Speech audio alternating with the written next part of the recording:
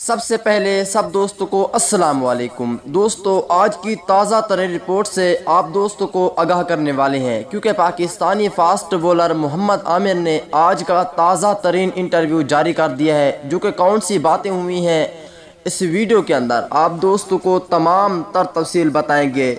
Pakistani fast bowler Mohammad Aamir ने team management को बहुत बुरी तरह से ऐसी बातें की हैं, जो कि इस वीडियो के अंदर तमाम तफसील बताई जाएगी। इस वीडियो को लाइक करें, चैनल को सब्सक्राइब करें, बेल आइकन दबाकर ऑल पर लाजमी क्लिक करें। तो दोस्तों, बढ़ते हैं वीडियो की जानिब। खुदा की कसम, मोहम्मद आमिर ने बहुत बड़ा फैसला ले लिया है। फास्ट बॉलर मोहम्मद आमिर ने रिटायरमेंट की वजूहत बता दी हैं। कहते हैं रिटायरमेंट का फैसला जज्बाती नहीं, सोच समझ कर किया, जिसकी वजह टीम मैनेजमेंट का रवैया है। एहसान मानी और वसीम खान से कोई इख्तलाफात नहीं। न्यूजीलैंड के लिए ना ले जाने पर दिल बर्दाश्त हुआ।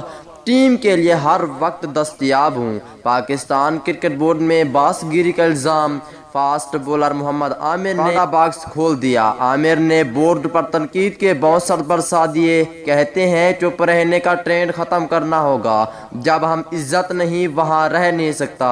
यस बस सिर्फ अल्लाह को करते हैं। फास्ट बॉलर ने शकू से निश्तर बरसाते हुए कहा कि नए लोगों ने जब से चार्ज संभाला मसला शुरू हुआ। परफॉर्म मसला थी तो बात करते। न्यूजीलैंड के लिए ना ले जाने का दुख हुआ, जिस पर दिल बर्दाश्त हुआ। उन्होंने कहा कि टीम से ड्रॉप होने का सोशल मीडिया से पता चला। कुछ साबिक करेक्टर टीवी पर बैठकर 2010 का तनाज़ा मारते हैं। ऑस्ट्रेलिया से शिकस्त का मलबा मुझ पर डाला गया। आमिर ने मजीद कहा कि क्रिकेट से रिटायरमेंट का ऐलान तो कर दिया, लेकिन मदाद चाहते हैं कि रिटायरमेंट वापस लेने का कह रहे हैं। टीम के लिए हर वक्त दस्तयाब हूँ।